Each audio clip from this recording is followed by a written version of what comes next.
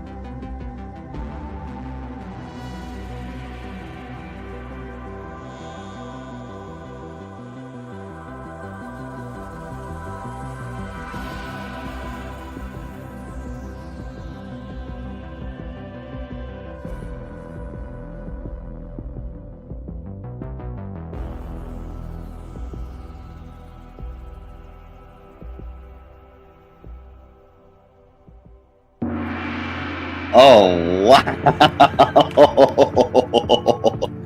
We've amassed quite a bit of good things. I forgot it was October. Yes. My wife, she loves Halloween. She's already decorated. You should see our house. It's like Halloween threw up in our house, right? And she's got the Halloween lights. Oh, yeah, Halloween decorated. My wife, dude, I'll send you some pictures sometime. Nope. My wife is like gangbuster on this stuff. So coming back to that intro, you know, it like really brings back. I mean, I do like me some Halloween. Oh, yeah. Okay, what do we got? Do we have anything office-y that we need to discuss? Oh, yeah, like 6 things. Holy crap. Oh. Okay, so you guys can go do your C8 package. You can go claim that. I'll make a video on that soon. But I'm working with the Hypercycle team because what we're going to be doing is we're going to be infusing those in Amphis, and we're going to be selling those on the marketplace now. So we're actually building the back end for that. They don't want us to list them yet, so we're going to be working on that all week. We're also building a new back end indexer for Node Market, which has been quite complicated this last week. So we're working on that as well because one of our services is sunsetting, which makes no sense to me because, anyway, that's besides the point. So we're building our own. So we're building our own service, and it should be good in the back on the end. So then your C8 stuff, you guys can go claim that. Tranche 3 is open. If you haven't done the HMS sign up, go ahead and do that because I think that's something you guys want to get into and get set up. And then there was one more question here. How to get ETH from ETH to Base.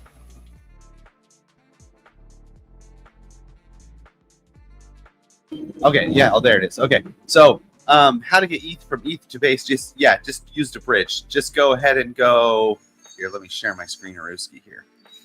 Boom, share screen, boom, boom, my screen, obviously. So you just go over here on the bridge. On the top one, you'll have like, ooh, I want to go 1 ETH. And then on the bottom one, you'll select, I want to receive not Solana.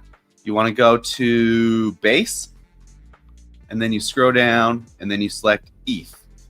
So that way, it'll transfer 1 ETH on Ethereum network to 1 ETH on Base network. And it'll send it to your same address if you uncheck this. I don't know why it's letting me, I have to accept those. You uncheck that, or you can put a different base address and send it to a different base address if you want to. So easy peasy all the way around. That's how you get Base over Base ETH. And you need ETH on Base to do any transactions. And it's hardly any, like a penny, like 2 pennies maybe. I think Nick can do his entire life savings. You can put $100 of Base Ethereum over there, and it probably lasts you your whole life. Oh yeah, definitely. Then you're good to go. Exactly. Sweet. That's it. That's it. What else? Send your ETH back to Coinbase, then send it back to MetaMask. Yeah, except that you pay transaction fees. You're going to have some fees getting on and off Coinbase, most likely. But it depends on your thing if you're doing the Coinbase one and all that, or you just use the bridge. 0.24 coiner.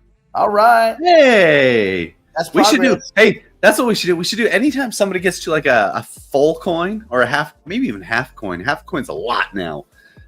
We should do some sort of celebration, like woo, like a little video. Once Just make they're a video or coiners. something. I got, Yeah, once let they're me see, coiners. my buddy Steve, I got him. He has just shy of 1 Bitcoin, but that's back when it was like $9,000. He's like, I don't know, man. I'm like, dude, quit being so damn cheap and buy yourself. And so he didn't get a full Bitcoin, but he almost got a Bitcoin. Wait, and then, tell me this.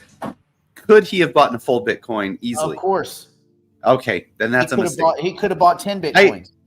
I understand when people are like, you know what? I get paid $5,000 a month. I use 4,900 of it for everything. I have $100 left over. I understand that if they don't get a full Bitcoin, but everybody else. This is a guy if you can get it. He's pulling 300K a year. Oh yeah, he should get 1 Bitcoin, at least. Yeah, I have a buddy, and then my other buddy. So I have my buddy Mike, who's a home builder, and he did. He bought 3 Bitcoin and what else? I had him buy Bitcoin, Ethereum. I had him buy Cardano, but we got out in the 2s. But he bought all this, like he bought Cardano lower than $1. He bought, and that's back when it was just, actually he bought Cardano at like 15 cents. He bought everything he bought. The only thing I told him to not let go of was Bitcoin, because his argument used to be, well, it won't move the needle. I'm like, well, if Bitcoin gets to 100 or 200 or 500K, that would move the needle, because he builds homes, and if you build a $3 or $4 million home and it takes you 3 years, you're not making much more than 400 or 500K on it anyway. And when you kind of do it out versus the debt service, yeah. So anyway, it's probably going to pay him what one of his homes would have paid him. Not to mention the management, the headache, the ups, the downs, the real estate market, all those things. Dude, Bitcoin, you buy it, you put it in a flipping cold storage wallet, and it works for you. Yeah. You know, he told me too. He said, I'm not building. So that's 2 builders I know.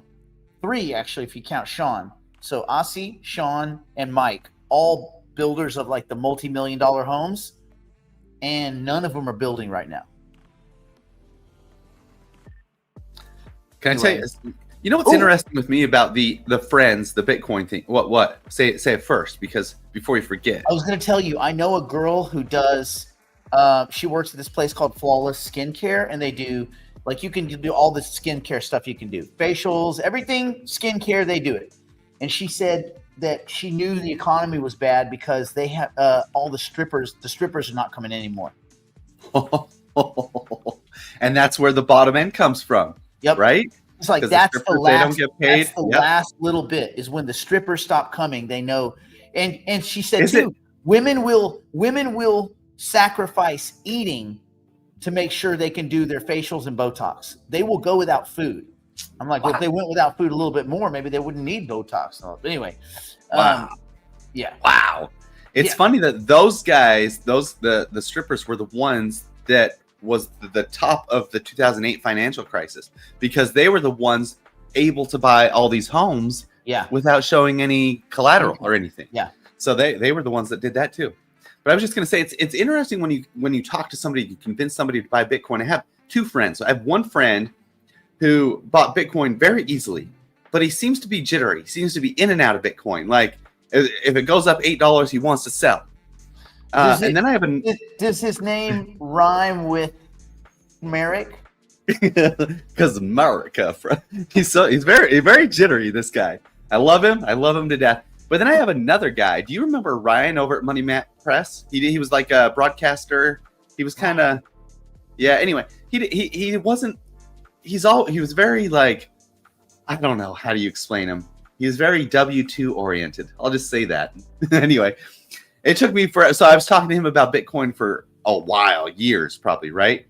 And finally, he was always starting to ask me little questions here and there, here and there, and there and there. Anyway, finally, he ended up buying about $500 worth of Bitcoin, which is kind of a lot for him. He was on the lower, like the second example that I gave you earlier. But he finally bought $500 worth of Bitcoin at about 80 grand. So he's done really well on it. But he hasn't asked me a question since, and he's still held the whole thing. And he hasn't been tempted to sell. And so I asked him, I said, hey, how you doing on your Bitcoin? Are you worried about price or anything? Because it dropped from 118 to 111. He's like, no, I'm holding for 10 years, like you said. Weird, okay. Right? I was shocked at anyway. Even if you just hold for 5 years or whatever. Yes. Yes. I mean, I think, well, there's a lot there, but I don't think Bitcoin is. I just don't think Bitcoin and investing in Bitcoin is no longer a risk. I don't think it's a risk anymore. No, not like it used to be. Not like even 3 years ago, 2 years ago. It's the risk has. Oh my gosh, it's like any stock market asset now. Actually, better. What happened to switching ETH to Base on and back on MetaMask? That's a great question. Go ahead and take that. Well, I'm not sure how I would do that. Because when you're on MetaMask, you're on a specific network, right? So you have to. They are different tokens. It's not just a button you flick. It's not like the flick. You can switch networks that you're using, Donna, but that doesn't switch your Ethereum that's on Base and make it magically Ethereum on some other network. Like, you have to trade one for the other, this for that. So DeBridge is the easiest place to do that. And I don't know if bridging through MetaMask makes sense, because last I saw, it was clunky and expensive. Yeah, DeBridge has been a lifesaver. It's easy for even on ETH. Most of the swaps you do through DeBridge, I've been really happy with DeBridge, other than the token and the team. But I'll use the product. Oh my gosh! What? Wait. Yeah, that's insane. Did you read that? I contracted with the big name builder, gave 10% deposit, paid for upgrades. It's been a year. Wait, so to build a house, Denny? I would check. Yeah, they haven't even started the house. I would check the solvency of that builder. Yes. I will tell you this, Denny. I used to build houses back in 2008, 2009. Whenever we would do a custom home, I think we built all the way through 2012. Whenever we do a custom home, as soon as we got the deposit, the permits were submitted the next day. And in Idaho, I know it doesn't take long. We had permits within 3 weeks. That's when we dug the hole. So about 3 weeks from deposit to hole. If they haven't started, it means that they took your deposit to finish up another job. They're already they're probably behind the curve, and they're playing Ponzi catch up. Yep, Peter Paul. Yeah, that sounds. You should start asking questions, and maybe if you don't get some really obvious answers really quickly, then you may want to grab a lawyer and get a lawyer involved. Okay, and I would also have that full discussion with ChatGPT and input the company's name.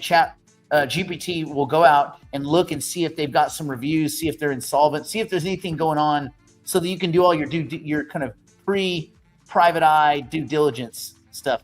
Hey, Brandon, have you seen Sora 2? No. Maybe. Sora. Is it pretty good? Pretty wicked. I saw something this morning when I was up. There was a guy, he was live streaming like I am, right? But then he put a picture of a girl right here, and he said, do this girl instead. So the AI looked at the picture of the girl, and it changed him into the girl live streaming. So it was like the girl was live streaming. Yeah. Every single facial expression, I wouldn't have known it wasn't the girl live streaming. Yeah.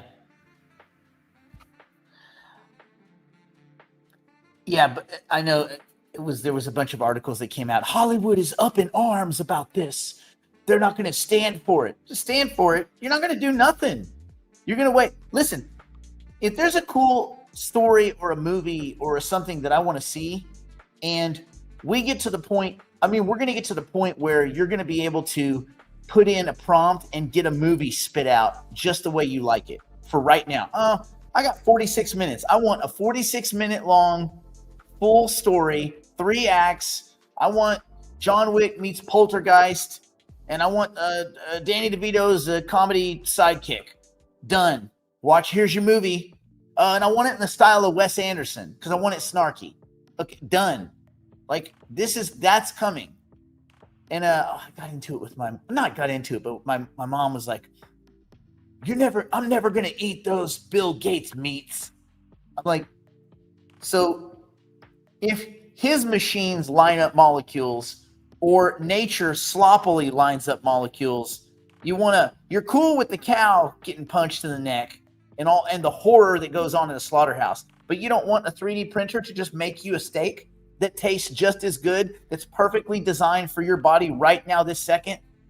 But you see, the thing is, a lot of people and it's the same thing with the actors. It's not, they take this kind of, the first stance against AI was, it'll never be as good as me. Well, that's stupid because, spell check is better than we are. That's why there's spell check, because it's already better at spelling than we are. So AI has been better than us for 40 fucking years at spelling and probably a lot of other little things too, right? So it doesn't take you don't have to take a mental leap to just extrapolate that forward. And it will anything that we learn that can learn anything. There's nothing that you learn that's so magical that your brain is the only one that's ever been able to put these pieces together. We are not that unique. We just are not.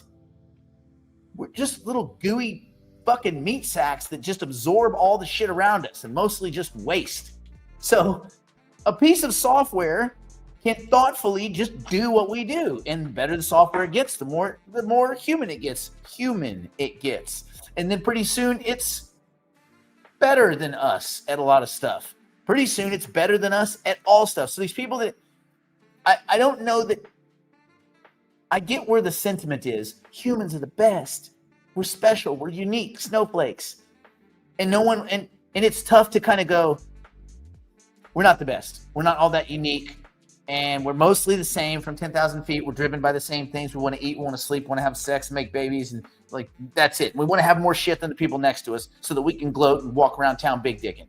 But we're all basically the same. And so the idea that there could be a species better than that really irks a lot of people. But along the way, these are those little sub-arguments. Oh, I'll never eat engineered food. You're already eating engineered food, dummy. Where do you think fucking corn comes from? You think that shit's natural? Corn in the wild is inedible. Why? Because nature puts a bunch of toxins in it because we're not supposed to consume that shit. That's why when you taste vegetables that are like natural, not these composite vegetables that have been genetically transmogrified, like vegetables in the wild taste awful, because they have toxins, because we're not supposed to eat them. You're supposed to chew them and spit that crap out, and then it grows another one. And that's how those little suckers move around. And birds and stuff will carry them and spit them out, and there you go, right? So like, I find these humans are the top arguments that they're all over. The acting one, you're never going to have actors that are better than. So there's already one. There is an AI actor that was put out by somebody, I think this French firm, and it's freaking good. And now I'll never be in a film with an AI actor. Okay. All right. You don't want to work? Go sit on the sidelines. Go on the political circuit or whatever, because you're not going to be acting. Because I don't need you. We don't need actors. There's no fucking reason. Anybody should be making $300 million to do a film. Get the fuck out of here. You want to talk about undeserved reward? I would rather have James Wynn become a trillionaire before some Hollywood piece of shit gets $300 million to do 17 minutes in a film. Fuck you. Sorry, that's my rant. That's all I got. Yeah, I saw some agency selling AI actors. They have actors that are set up as AI, and they're selling them basically, so they can use them in movies. It's kind of cool. Look, hey, talk about your random comment of the day. Hold on, real quick. Okay. Talk about your random comment of the day. Here we go. Go ahead if you want to talk about it. Which, this one? Yes. Okay, listen, real quick, you guys. What none of us know what any of us want. None Whatever. of us know what I don't know what Brandon wants for breakfast. I can guess that, like me, he wants honeycomb and pancakes. Who doesn't love honeycomb? Yeah, but I don't know. You don't know what Bill Gates wants. None of us know what Bill Gates wants, right? But I will tell you this, the Gates Foundation, those evil ones, they pretty much like cured malaria. Those really evil people that want population control or whatever this is the typical thing, they probably save 70, 80, 100,000 people a year. So if he wants to put on some weird clothes and hang out in secret societies and shit, I don't care. I do not care.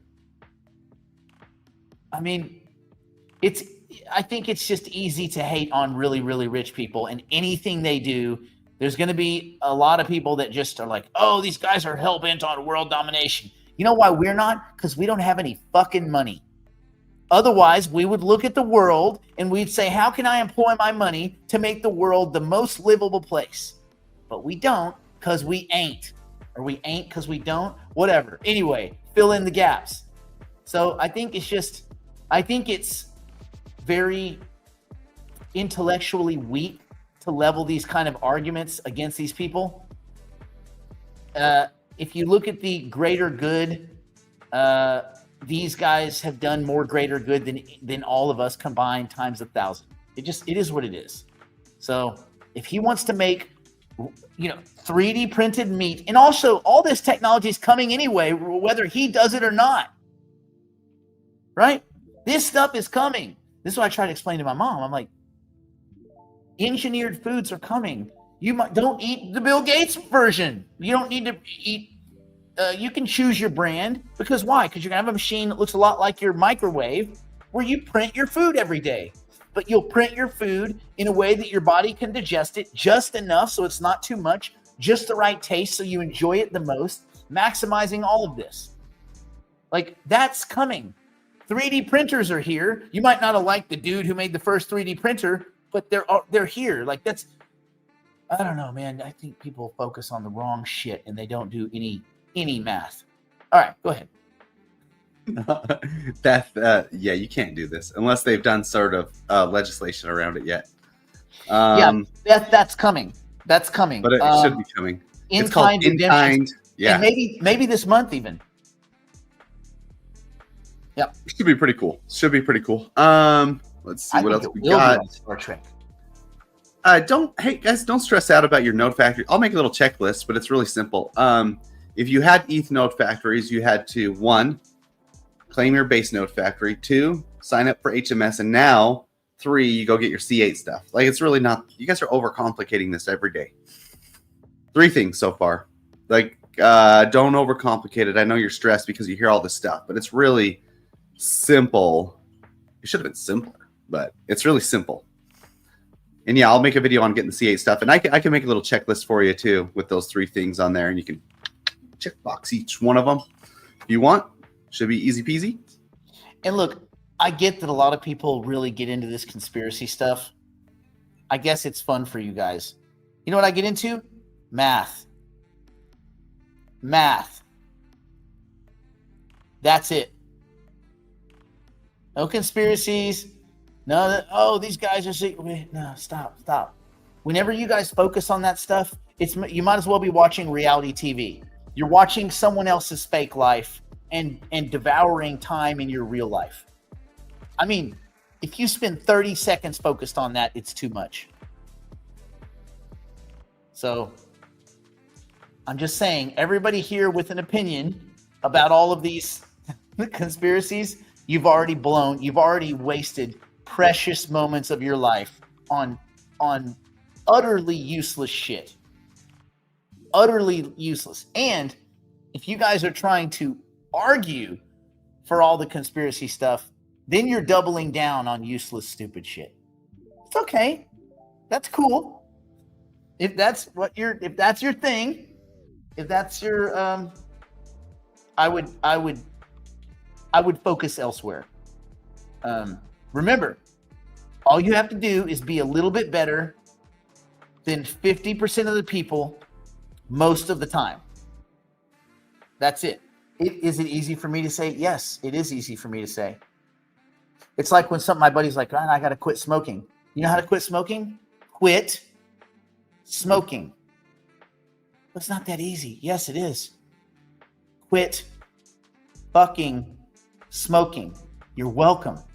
It's a one-step program. There's 12-step program. This is a one-step program, Brandon.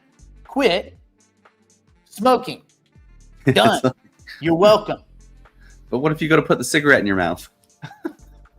Then it better be lit. You better flip it around backwards and burn the back of your mouth with it, because that's the only way you're going to learn your lesson.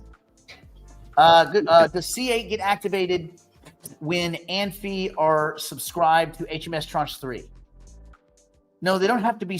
They don't have to be subscribed for C8 to get activated. Brandon, you want to kind of walk them through that? Oh, I have no idea. Like, if there's more things, I don't know. That is kind of complicated. Hypercycle's messaging kind of stuff. It's complicated. I don't know. We'll figure that out.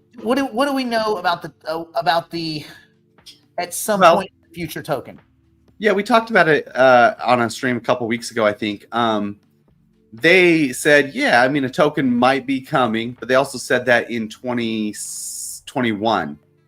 So that's my response. That's about your time frame so far. So 2024, that's 4 years. So maybe within the next 4 years, they might launch a token. I don't really have any. I mean, I guess we could go check Polymarket odds. Oh, I don't think they have a bet on when, because even they know they're not, like, it's a 0% because they can't call it by the end of the year. But I think their odds are they will launch a token-ish, 30% or something like that. You guys love this conspiracy shit. Non-smokers have no idea how hard it is. Well, let me guess. Is it the same difficulty that it would be for me to start smoking cigarettes, to light a carcinogen on fire and then breathe it into my lungs over and over until I enjoy it? Would it be about that hard? Gosh. All right. The people of Iran, 1978, were not paying attention. In 1979, the world was turned. Oh, God, here we go. All right. Okay. 36% odds that it'll launch a token in 2025. That's not that great. So. Okay. Let's go behind the wall. Easier to get hooked, addicted than to quit. I think things are addicting, but not all of us are addicted. So I think it's probably more about self-discipline. If you know something's bad and you continue to do it, then you are lacking in self-discipline. We can make all kinds of extravagant. I got the gene. I got the gene. No, you don't. It's self-discipline. If you don't want to do something, don't fucking do it. No. Well, addictive personality. Is everybody here addicted to eating each day? Do you guys eat every day? So we're good with that, right? But we don't all eat the same crap, do we? Why? Self-discipline. Come on. Quit trying to chalk up our own foibles to genetic predispositions and traits so that you can have someone to blame.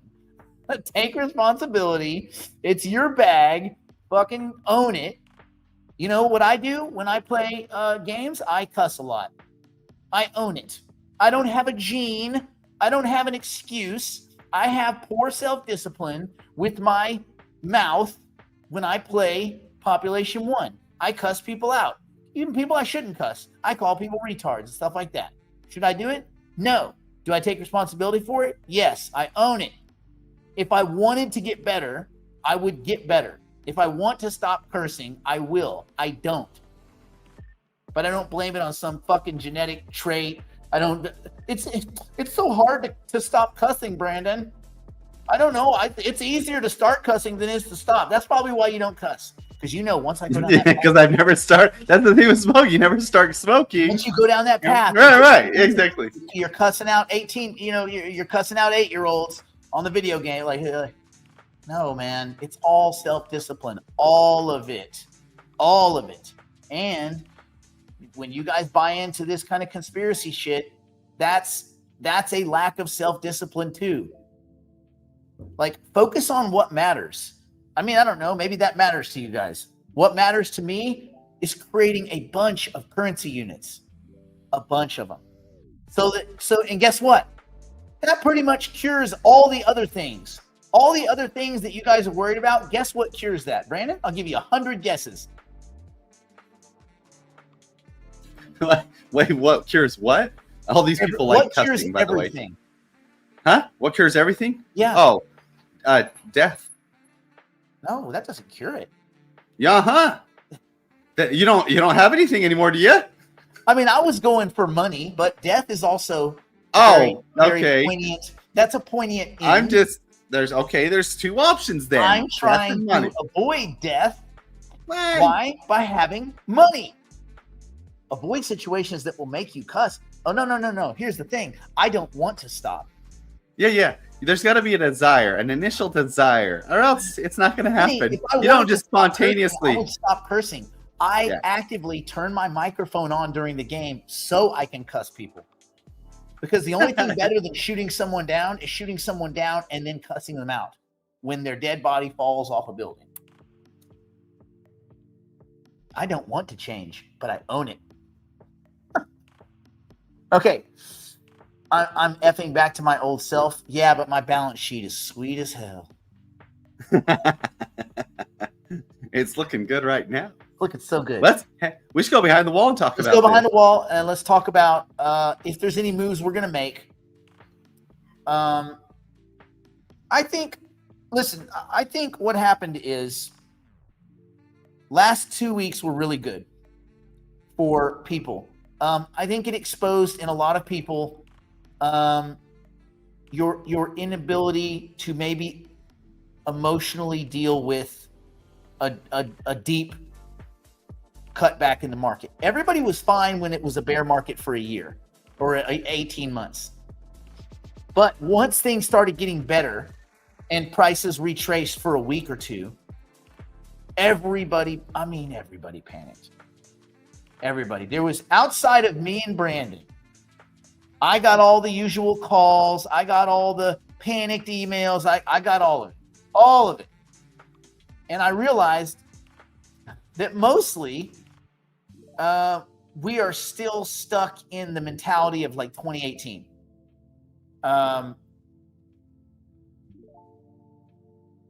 You have to have a lot of emotional dexterity and control in order to do this really well. If those of you that do well when the market's going up, welcome to average. Everybody does well when the market's going up.